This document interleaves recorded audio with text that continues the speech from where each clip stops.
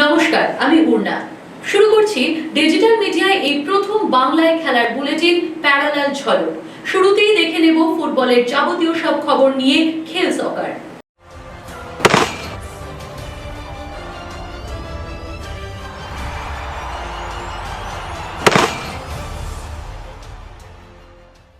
এবার 2 নয় 3 গোল খেলো মোহনবাগান।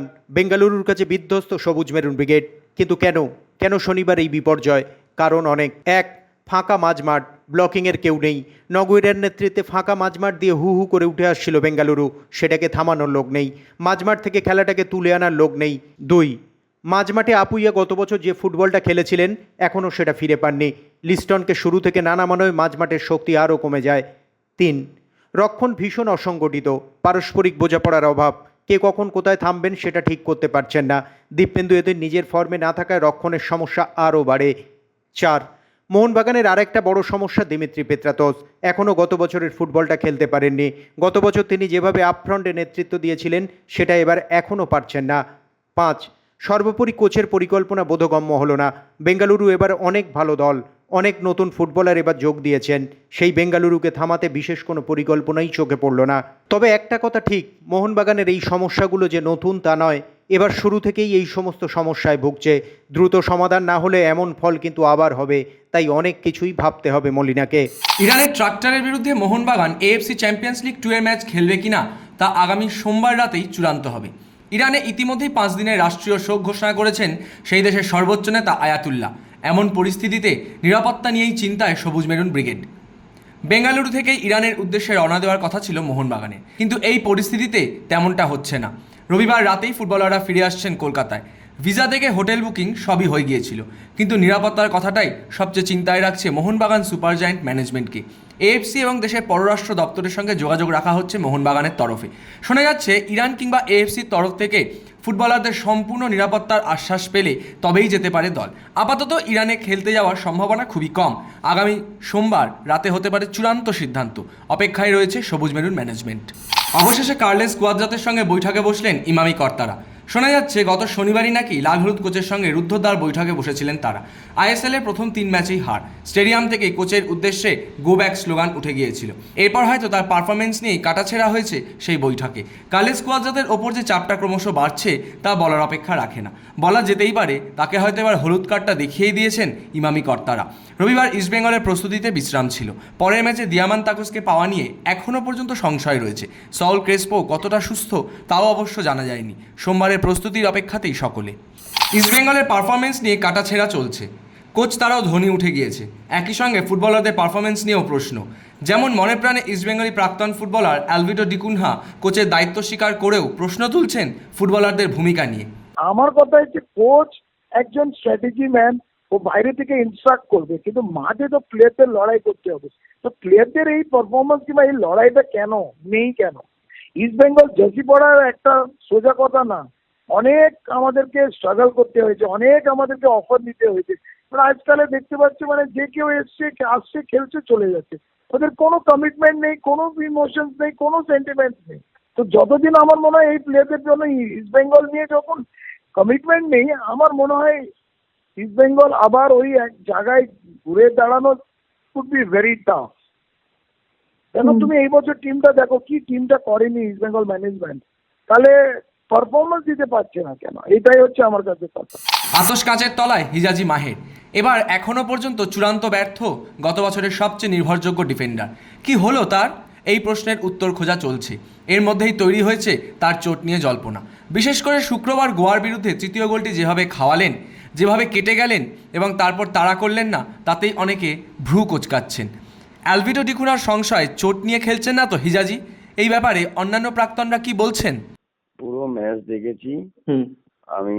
হিজাজি চোট থাকলে ডেফিনেটলি কোচিং স্টাফ যারা আছে, ফিজিক্যাল ট্রেনার, তারা আনফিট বলে দিত। ঠিক আছে, হিজাজি ফুল ফিট আছে, কিন্তু প্রত্যেক ম্যাচে যেইভাবে তোমার মানে কি বলবো সিলি মিস্টেক করছে, লাস্ট ম্যাচে যেটা সিলি মিস্টেক করছে, ওখানে আমার মনে হয় না ওখানে তোমার যেই প্লেয়ার যাকে মানে যারা ধাওয়া করছে সেই প্লেয়ারের ওয়ার্ক রেটটা দেখতে হবে, ঠিক আছে? বরিস খেলছিল রাইট ডান দিক দিয়ে, তো ও যখন ধাওয়া করছে আমার দরকার ছিল না ওখানে ওকে ড্রিবল করা, ওখানে যদি কভার করতে পারতো। আই থিঙ্ক দেখো ও একটা এক্সপিরিয়েন্স প্লেয়ার, আর এই বছর প্রথম থেকেই ও সিলি মিস্টেক করছে। যে ফিট নয়, ও গত বছর যেরকম খেলেছিল, ও তারপরে মাগিটা তালাল তালাল এও তো গত বছর অত ভালো খেলেছিল, এবার কেন খেলতে পারছে না? এটা তো ফিজিক্যাল ট্রেনার বা ফিট, তারপরে নন্দ তারপরে মহেশ সবই তো আনফিট লাগছে। টানা 7 ম্যাচ জয়ের পর লা লিগায় হার বার্সেলোনার। অ্যাওয়ে ম্যাচে ওসাসুনার কাছে 2-4 ব্যবধানে হারল তারা। এদিন ম্যাচের শুরু থেকেই বলের দখল রাখলেও সুযোগ কাজে লাগাতে পারলেন না বার্সেলোনার ফুটবলাররা। ইয়ামাল এবং রাফিনিয়ার মতো ফুটবলারকে প্রথম একাদশে না রাখার খেসারত দিতে হলো বার্সা কোচ হান্সি ফ্লিককে। যদিও হারের পরও লিগ তালিকার শীর্ষে রয়েছে তাঁর দল। 8 ম্যাচে তাদের সংগ্রহ 21 পয়েন্ট।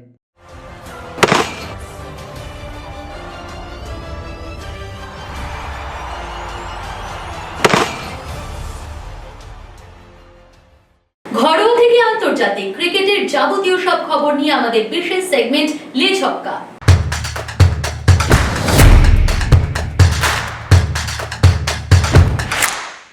সবকিছু ঠিকঠাক চলে ভারত বনাম বাংলাদেশ দ্বিতীয় টেস্ট ড্রয়ের পথে। দ্বিতীয় দিনের পর তৃতীয় দিনও গ্রিন পার্কের পিচে গড়ালো না বল।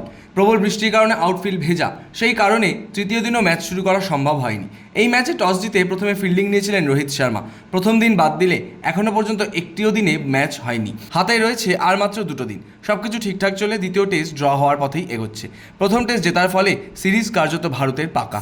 বাংলাদেশের বিরুদ্ধে টেস্ট সিরিজ শেষ হওয়ার আগেই টি-20 সিরিজের দল ঘোষণা করে দিল বিসিসিআই। সূর্যকুমার যাদবের নেতৃত্বে দলে বেশ কয়েকজন নতুন মুখ। রিঙ্কু সিংয়ের পাশাপাশি এই দলে এবার নাইট শিবির থেকে জায়গা করে নিয়েছেন বরুণ চক্রবর্তীও। তবে চর্চা চললেও শেষ পর্যন্ত এই টি-20 সিরিজেও দলে জায়গা করতে পারলেন না ঈশান কিষান। এবারের বুচিবাবু প্রতিযোগিতায় নেমেছিলেন ঈশান। তার টি-20 দলে খেলা নিয়েও শুরু হয়েছিল জল্পনা, যদিও শেষ পর্যন্ত এই তরুণ ক্রিকেটারকে ছাড়াই দল ঘোষণা করেছে ভারতীয় ক্রিকেট বোর্ড। বেশ কয়েকদিন ধরেই জল্পনাটা চলছিল, অবশেষে সেটাই হলো। আইপিএল গভর্নিং কাউন্সিলের মিটিংয়ে ক্রিকেটার রিটেনশন নিয়মের বদলের সিদ্ধান্ত। 4 নয়, এখন থেকে 6 ক্রিকেটারকে রাখতে পারবে প্রতিটি ফ্র্যাঞ্চাইজি। রিটেনশন পদ্ধতি এবং রাইট টু ম্যাচ পদ্ধতির মাধ্যমেই তেমনটা সম্ভব হবে। শুধুমাত্র তাই নয়, আগামী আইপিএলও ইম্প্যাক্ট ক্রিকেটারের নিয়ম রেখে দেওয়া হচ্ছে। বছরের শেষেই রয়েছে আসন্ন আইপিএলের মেগা নিলাম। তার জন্য এবার ফ্র্যাঞ্চাইজিদের দল গঠনের অর্থ 100 থেকে বাড়িয়ে করা হয়েছে 120 কোটি। নতুন মরশুমে মহেন্দ্র সিং ধোনিকে কি আইপিএলে দেখা যাবে তা নিয়েই জল্পনা চলছিল ক্রিকেট প্রেমীদের মধ্যে। চেন্নাই সুপার কিংস যে তাকে রিটেন করবে তা এক প্রকার নিশ্চিতই ছিল, কিন্তু রিটেনশনের নিয়ম কী হবে তার উপর নির্ভর করছিল ধোনির হলুদ জার্সিতে ফেরার সম্ভাবনা। গত শনিবার বেঙ্গালুরুতে আইপিএল গভর্নিং বডির মিটিংয়ে সেই জল্পনারই অবসান ঘটল। আইপিএলের নতুন নিয়ম অনুযায়ী দেশের হয়ে প্রতিনিধিত্ব করে কোনো ভারতীয় খেলোয়াড় যদি আন্তর্জাতিক ক্রিকেট এবং বিসিসিআইয়ের কেন্দ্রীয় কোনো চুক্তিতে না থাকেন তাহলে তাকে আনক্যাপড প্লেয়ার হিসেবে ধরা হবে। সেহেতু ধোনির ক্ষেত্রে আর কোনো বাধা থাকলো না, যদিও অনেক কম টাকা পাবেন তিনি। তাকে ধরে রাখতে খরচ হবে মাত্র 4 কোটি টাকা। জয় শাহ আইসিসির নতুন চেয়ারম্যান হওয়ার পর থেকে বারবার আলোচনায় উঠে এসেছে চ্যাম্পিয়ন্স ট্রফির ভাগ্য। চ্যাম্পিয়ন্স ট্রফি নিয়ে এবার চূড়ান্ত সিদ্ধান্ত নিতে চাইছে পাকিস্তান ক্রিকেট বোর্ড। আর সে কারণেই আইসিসির নতুন চেয়ারম্যান তথা বর্তমান বিসিসিআই সচিব জয় শাহের সঙ্গে যোগাযোগ করছে তারা। শোনা যাচ্ছে আগামী মাসে মহিলাদের টি-20 বিশ্বকাপ ফাইনালে দেখা হবে পিসিবি প্রধান মহসিন নকভি এবং জয় শাহের। সেখানেই এ বিষয়ে কথা হতে পারে তাদের। পাকিস্তান ক্রিকেট বোর্ড আপাতত চ্যাম্পিয়ন্স ট্রফির সূচি নিয়ে আইসিসির চূড়ান্ত অনুমোদনের অপেক্ষায় রয়েছে। এক্ষেত্রে এই বৈঠক অত্যন্ত তাৎপর্যপূর্ণ বলেই মনে করছে ক্রিকেট মহল।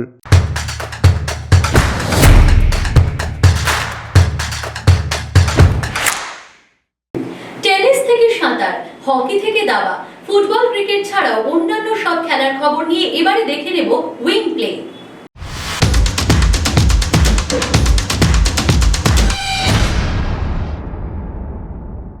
দিন দুয়েক আগে দেশে ফিরেছেন ভারতের সোনার ছেলে নীরজ চোপড়া। প্যারিস অলিম্পিক্স এবং ডায়মন্ড লিগে রূপো জেতার পর বিদেশ থেকে অস্ত্রোপচার করে দেশে ফিরেছেন তিনি। সম্প্রতি হরিয়ানায় সাংবাদিকদের মুখোমুখি হয়ে প্যারিস অলিম্পিক্সে তার অভিজ্ঞতার কথা বলতে গিয়ে তিনি জানান, প্রথম থ্রোয়ের মাধ্যমে প্রতিটি অ্যাথলিটের মাইন্ডসেট ঠিক হয়ে যায়। আমার প্রথম থ্রো দারুণ ছিল, কিন্তু ফাউল করেছিলাম আমি। ট্র্যাক নতুন ছিল, তাই আমি সমস্যায় পড়েছিলাম। আমি চেষ্টা করেছিলাম যাতে ফাউল না করি, কিন্তু আমি ব্যর্থ হয়েছিলাম। প্রতিযোগিতাটা কঠিন ছিল। পাশাপাশি পরের বছর বিশ্ব চ্যাম্পিয়নশিপ, কমনওয়েলথ গেমস এবং এশিয়ান গেমসই যে তার প্রধান লক্ষ্য তাও জানাতে বলেননি নীরজ। ফের ডোপকাণ্ডে জর্জরিত বিশ্বের 1 নম্বর টেনিস তারকা জ্যানিক সিনার। এবার কোড অব আরবিট্রেশন ফর স্পোর্টসে তাকে ব্যান করার আবেদন জানালো ওয়ার্ল্ড অ্যান্টি ডোপিং এজেন্সি।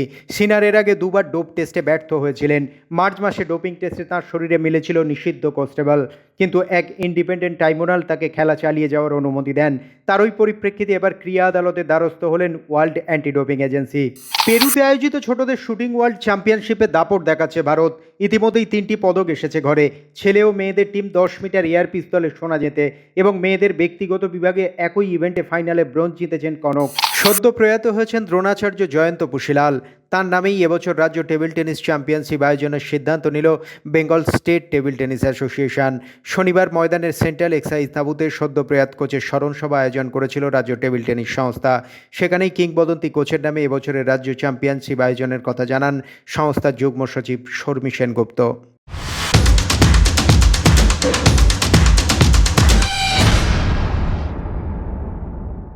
এবারে নানা রকম মন্তব্যের কোলাজ নিয়ে আমাদের বিশেষ সেগমেন্ট থ্রো ইন।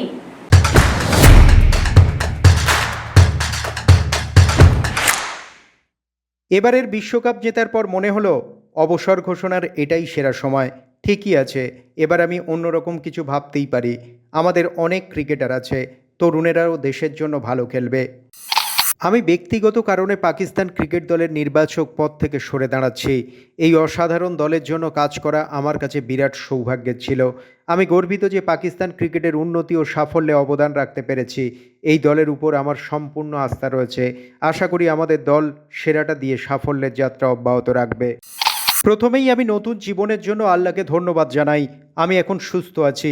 আমার বাবাও সঙ্গে ছিলেন, বাবাও সুস্থ আছেন। যারা আমার জন্য প্রার্থনা করেছেন তাদেরকে আমি ধন্যবাদ জানাই। প্যারালাল ঝলক আজ এ পর্যন্তই। খেলার সেরা বুলেটিন প্যারালাল ঝলক দেখুন প্রতিদিন রাত 10টায়।